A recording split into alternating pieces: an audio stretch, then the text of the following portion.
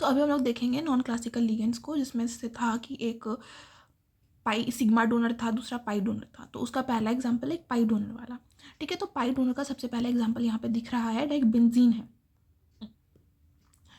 तो यहाँ पे बेंजीन में ऐसे बॉन्ड्स, इसका ऑल्टरनेट बॉन्ड्स ऐसे बनेगा इसमें, और यहाँ पे ऐसे बीच में डॉट डॉट डॉट, ठीक है। और ये डोनेट कर रहा है, लाइक एम को, ये लिगेंड जो है वो एम को डोनेट कर रहा है अपना इलेक्ट्रॉन्स। तो नंबर ऑफ इलेक्ट्रॉन्स डोनेट कितने होंगे? 6, 1 2 3 4 5 6। और number of electrons atoms in donation कितने होंगे? 6 होंगे। तो n to the power 6 C6H6 और पाई C6H6, ठीक है। n के ऊपर power 6, that is this is hapticity, okay. मतलब बताता है इसमें कि कितने एटम्स हैं डोनेशन। ये है बोराजाइन। तो इसमें बोराजाइन है, लेकिन बोराजाइन बना हुआ है बी एन ऐसे करके ऑल्टरनेटिव रहेगा, और ऑल्टरनेट बॉन्ड्स बनेगा, तो इसको बोराजाइन कहते हैं। तो इसमें भी नंबर ऑफ इलेक्ट्रॉन डोनेटेड 6 है और नंबर ऑफ एटम्स डोनेटेड 6 है। इसको भी सेम उसी तरीके से लिखते हैं N6 और पाई बोराजाइन, ठीक है ना। दूसरा एग्जाम्पल है C3H5-, दिस इज एलाइल। अगर इसको हम ड्रॉ करेंगे तो ये बनेगा एलाइल। ये जो बनेगा उसको क्या कहेंगे? एलाइल। तो एलाइल का पहला, अगर कार्बन जो है, ये कार्बन अगर डोनेट करेगा एम को, मेटल को, अपना इलेक्ट्रॉन्स, तो उसको क्लासिकल लिगेंड कहेंगे, बिकॉज वो सिर्फ डोनेट करेगा, वापस नहीं लेगा। इसको सिग्मा एलाइल भी कह सकते हैं, बिकॉज सिग्मा से डोनेशन हो रहा है। Number of electron donated 2 electron, या ऐसे 1 लिख सकते हैं, बिकॉज ये क्लासिकल है। अब हम लोग देखेंगे नॉन क्लासिकल। नॉन क्लासिकल में क्या होगा कि इसमें क्या होगा? रेजोनेंस होगा। इस स्ट्रक्चर में, इस मॉलिक्यूल में क्या होगा? इस मॉलिक्यूल में रेजोनेंस होगा, और उस रेजोनेंस वाले स्ट्रक्चर से, रेजोनेंस वाले हाइब्रिड वाले स्ट्रक्चर से मेटल को डोनेट होगा इलेक्ट्रॉन। तो ये क्या है? ये नॉन क्लासिकल है।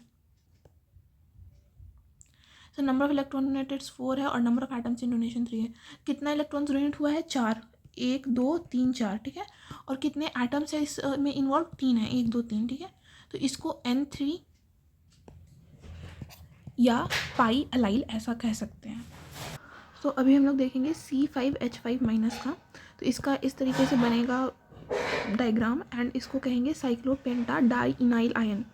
साइकिल है तो साइक्लोपेंटा डाइइनाइल, बिकॉज 2 बार इन है तो डाइइनाइल आयन कहेंगे, ठीक है।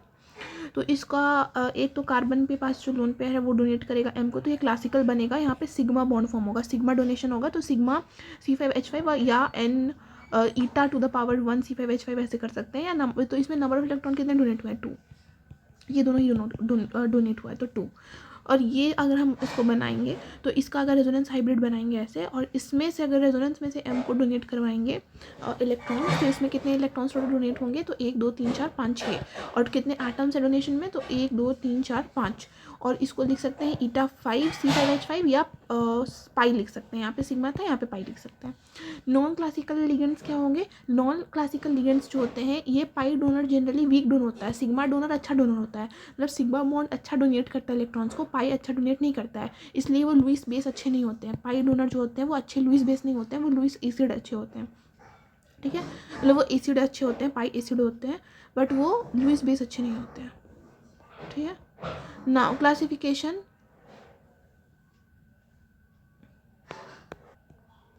क्लासिफिकेशन ऑफ कॉम्प्लेक्स सबसे पहला है on the basis of nature of ion. Simple cation, complex anion. जैसे ये एग्जांपल है, इसमें जो कैटायन है वो सिंपल है और एनायन जो है वो कॉम्प्लेक्स है। ये एग्जांपल, ठीक है, 1 2 3।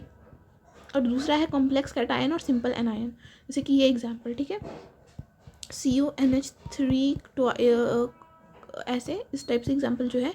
इसमें जो एनायन है वो सिंपल है और जो कैटायन है वो कॉम्प्लेक्स है। इसका और एग्जांपल्स यहाँ पे हम लोग देख सकते हैं, 1 2 3। उसके बाद ये एग्जांपल है थर्ड, कि कॉम्प्लेक्स कैटायन और कॉम्प्लेक्स एनायन, ये और ये, ठीक है। PtNH3 की पावर में ऐसे 4+2 PtCl4-2, ठीक है। ये और ये एग्जांपल है। इसमें जो कैटायन है वो कॉम्प्लेक्स कैटायन है और इसमें जो एनायन है वो कॉम्प्लेक्स एनायन है, ठीक है। कॉम्प्लेक्स कैटायन, कॉम्प्लेक्स एनायन ऐसा हो सकता है। वह न्यूट्रल कॉम्प्लेक्स, पहला दूसरा तीसरा चौथा, ये जो इसमें जो कॉम्प्लेक्सेस है ये सारा न्यूट्रल कॉम्प्लेक्सेस है, ठीक है। तो अभी हम देखेंगे क्लासिफिकेशन ऑफ कॉम्प्लेक्सेस। सबसे पहला जो एग्जांपल है सॉल्ट का, that is K3CONO2 6। This Fischer salt, इसका येलो पीपीटी बनता है। ये इस तरीके से ब्रेक होता है। इसमें सिंपल कैटायन, कॉम्प्लेक्स एनायन होता है। इसमें जो CO है उसका ऑक्सीडेशन जो नंबर होता है वो +3 होता है। और कोऑर्डिनेशन नंबर 6 होता है। फिर सेकंड जो एग्जांपल है वो बहुत इंपॉर्टेंट है, और जो थर्ड एग्जांपल है वो भी बहुत इंपॉर्टेंट है। Na2FeCN5NO, ये है सोडियम नाइट्रोप्रोसाइड, ठीक है। इसको ऐसे 2Na+ और इसको तोड़ेंगे FeCN5NO2- में, ऐसे तोड़ेंगे तो यहाँ पे क्या होगा, 2 + 1 ऐसे होगा, और +x + 5 - 1 ++1 होगा, ठीक है। NO+ इज इक्वल्स टू 0, तो x जो है होगा यहाँ पे +2 होगा। So this is sodium nitroprusside. इसमें भी क्या है, सिंपल कैटायन है, कम्प्लेक्स एनायन है, वेरी इंपॉर्टेंट। FeH2O5NO इसमें भी जो NO है वो NO+ में है, ये ब्राउन रिंग कॉम्प्लेक्स है, ये बहुत ही इंपॉर्टेंट है, पूछा जाएगा। इसमें x + 5 का 0 + 1 - 2 इज इक्वल्स टू 0 ऐसे करके ये इस तरीके से टूटेगा, ब्रेक होगा।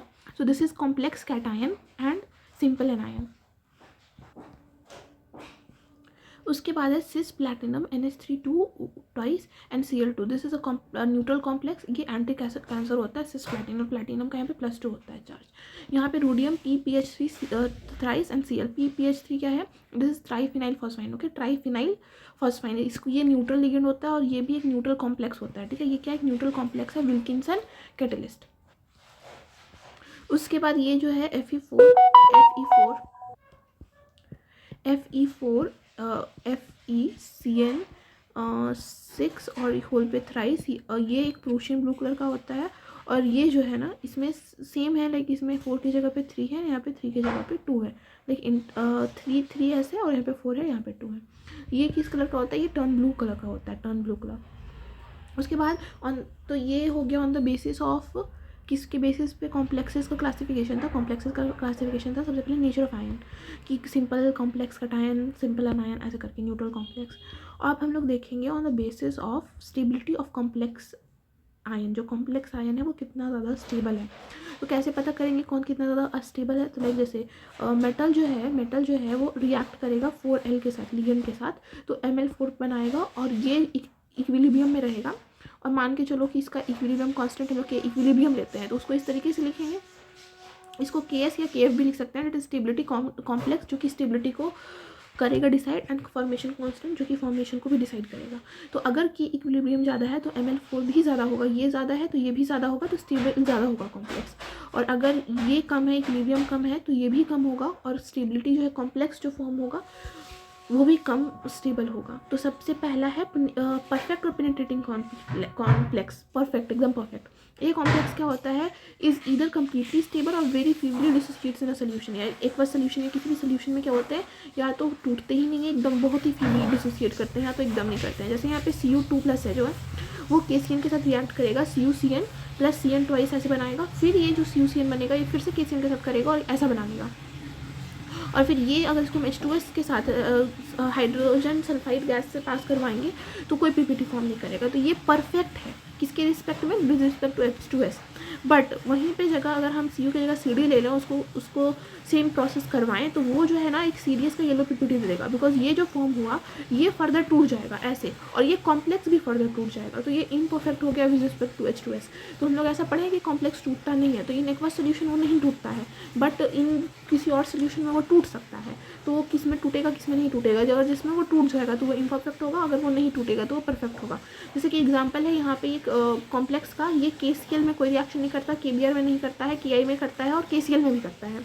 तो ये किसके रिस्पेक्ट में परफेक्ट है, KCl और KBr के रिस्पेक्ट में परफेक्ट है, और KI और KCl के रिस्पेक्ट में परफेक्ट नहीं है, वो इम्परफेक्ट है। सिग्मा कॉम्प्लेक्सेस में क्या है कि in this complexes all the ligands are lone pair donors, जितने भी लिगेंड्स हैं वो लोन पेयर डोनर्स हैं। ये ठीक है, ये और ये सारे के सारे लोन पेयर को डोनेट करते हैं, इसलिए इनको सिग्मा कॉम्प्लेक्स कहा जाता है। पाई कॉम्प्लेक्सेस में जो एटलीस्ट 1 लिगेंड होगा वो एक पाई डोनर होगा, पाई वाले को डोनेट करेगा। दिस एग्जांपल से फेरोसिन या जी सॉल्ट, ठीक है। यहाँ पे ये जो है ना फेरोसिन, इसको सैंडविच कॉम्प्लेक्स भी कहा जाता है, बिकॉज Fe2+ जो है वो बीच में है, एंड सैंडविच के जैसे वो दोनों के बीच में दबा हुआ है। उसके बाद नेमिंग ऑफ कोऑर्डिनेशन कंपाउंड्स को कैसे नेम किया जाता है, तो सबसे पहला रूल है, date is K4FeCN6 CuNH3 SO4, ठीक है। तो इसमें CH3CO नेगेटिव एसीटेटो और Cl negative that is chlorido and CO3 minus that is carbonato. जो cation is named first in both positively and negatively charged coordination entity. सबसे पहले cation को naming करेंगे, लिगेंड या जो भी है ना सर वो अल्फाबेटिकल ऑर्डर में जाएगा, जैसे कि क्लोरो, ब्रोमो, आयोडो, एक्वा है, तो ये हमेशा क्या चलेगा, एक्वा अल्फाबेटिकल ऑर्डर में चलेगा। एनाइनिक लिगेंड जो है वो O में एंड करेगा और कैटायनिक लिगेंड E में एंड करेगा। जैसे मोनो, डाई, ट्राई ये सब यूज़ करते हैं हम लोग नंबर ऑफ लिगेंड्स को बताने के लिए।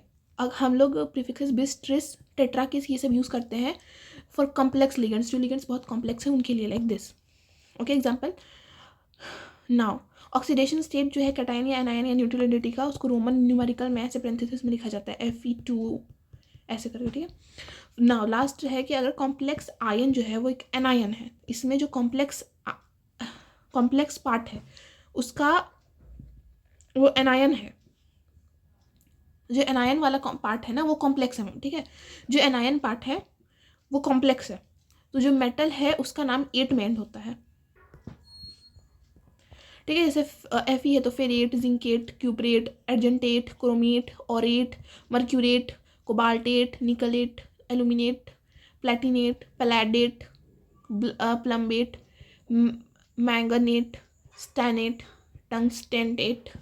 उसी तरह यहाँ पे बहुत सारे क्या कहते हैं IUPAC नेम्स को कर करके दिखाया गया है।